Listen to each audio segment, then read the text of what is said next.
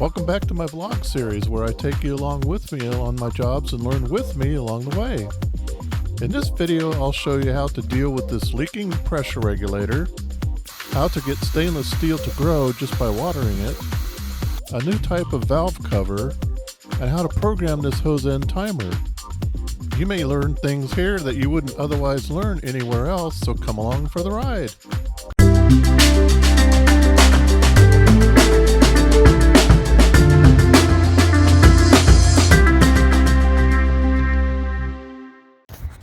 This pipe that's feeding this drip line here comes from a valve in that valve box right there. And the pipe comes under, T's right here. They have a cheapy pressure regulator on there. They come up, tee off here, and go back under the concrete with the drip tubing. Somewhere under here it's busted, because we've got water coming out over here. I'm going to turn the water on and see if we have water coming out this direction as well. I may just abandon, I'll probably just cut this here and see if I can tie into this PVC pipe on the other side over here for the drip for that side. Okay, the water's on. See how water's coming out of here? On this cheapy pressure regulator, there's a little hole in it intentionally, so when it goes bad, it'll squirt out like this. So we know that's gone bad. Now we're waiting to see if water comes out from underneath here somewhere. It takes about 20 to 30 seconds for it to show up on the other side of this pad. But you see it's already underwater over here, but nothing's showing up over here. So I'm just going to cut that and go from there. Obviously that has to be removed. I put this hose to PVC fitting on here. It's 1/2 inch male thread under here. And then I put a cap on here, turned the line on, and watched it over here to make sure no water came out over there, because I want to make sure it wasn't the PVC pipe that was actually busted, and there was none. So I'm going to take this apart and can use a swing arm, and you see this is a female elbow here. I took the male elbow out of it, put this one in, so because this is sticking up kind of high here, it'd be easier to put that on there than to have to put a 1/2 inch threaded coupler on there, and then the male 90. So then this will go on top of that.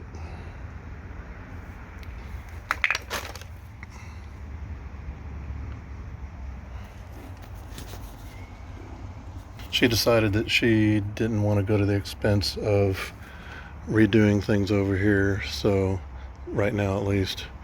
So I'm just going to connect up to this tubing, and that will take care of the front yard. Okay, I put a couple of Marlex on here so that I could swivel this downward so that we can have this at a decent height, and this is now flexible on the height and angle, however I need to do it. And that'll probably go inside that valve box. But now I gotta turn it on and see how everything is, make sure we don't have any leaks. All done.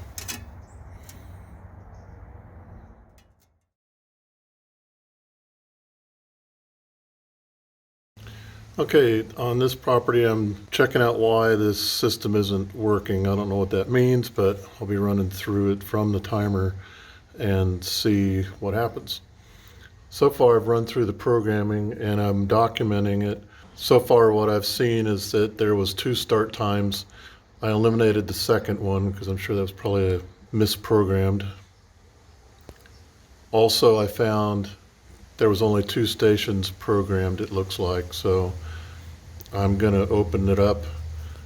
With this timer, you have to take these screws off to get in there. I'm gonna see how many wires are actually connected to the timer. So that'll give me a heads up on how it should be programmed. One thing I noticed as soon as I came in the garage, I saw that extension cord plugged in, and it made me curious what it belonged to. And sure enough, it comes down here to the timer. They've got it on an extension cord, which is not good. This should be plugged straight into an outlet. One thing that is not good for is the warranty. Timers typically have in the warranty writing that they will not cover any issues if the thing is plugged into an extension cord or a power strip. So keep that in mind. Okay, indeed, there is only 2 wires connected. This one, the white one, is the common wire. So, and what do we have out front? We have 3 valves in the front, and I'm going to guess there's valves in the back too. So I'm going to have to figure this out. I'm guessing that 2 of these are wired together.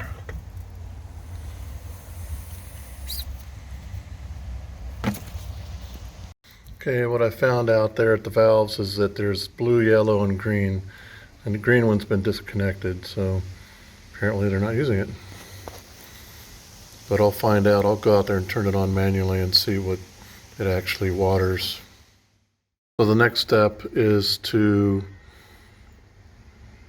turn each of those stations on from the timer, make sure we have good connectivity from here to there, and then we'll inspect each line as it's while it's on. That's clever. I love how they adjusted that so that it would water that stainless steel container.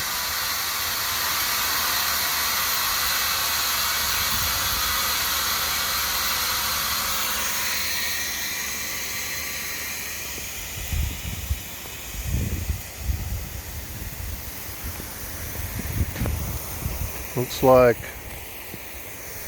most of these are K-rains. There might be some PGPs in here.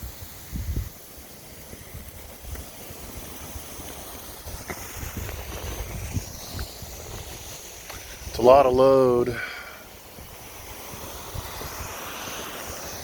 but it's working. Okay, I adjusted that so it's not hitting that anymore. The first station is for the main lawn, the second is for the drip, and the third one is on the other side of the driveway, and it's not being used. There's nothing over there. So far, I don't know what they mean by the system isn't working, so I'll go back and see if there's a timer back there. Wow, small backyard, very narrow. Huge easement back there. I guess that's probably a floodplain. So this seems to be all there is. And it's in the off position.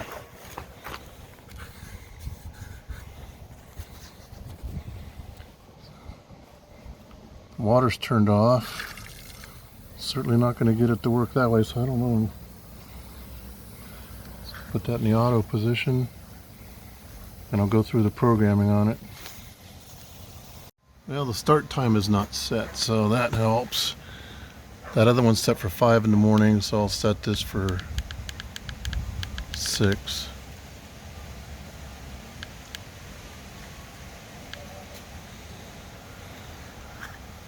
And it's a drip system, so I'll set it for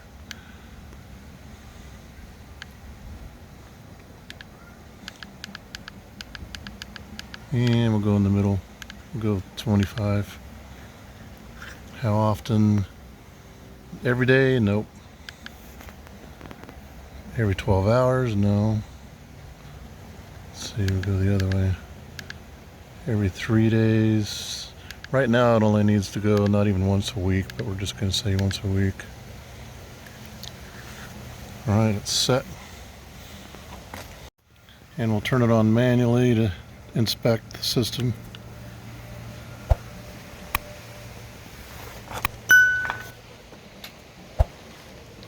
You can see water down there. I'll go to each of these spots and check it. They have all these flag emitters pointed right at the base of the plant of the trees here, and that is not necessary.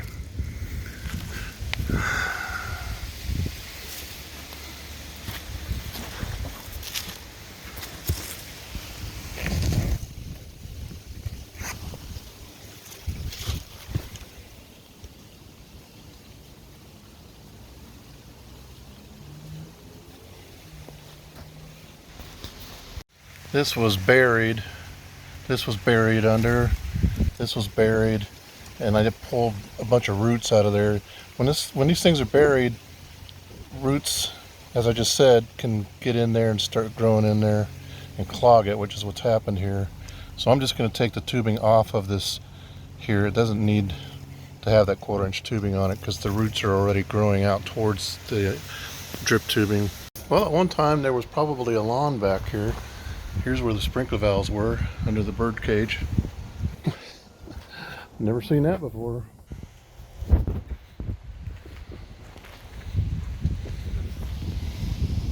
Quick way to rot out a garden bench. Move that out of the way. And we have a geyser.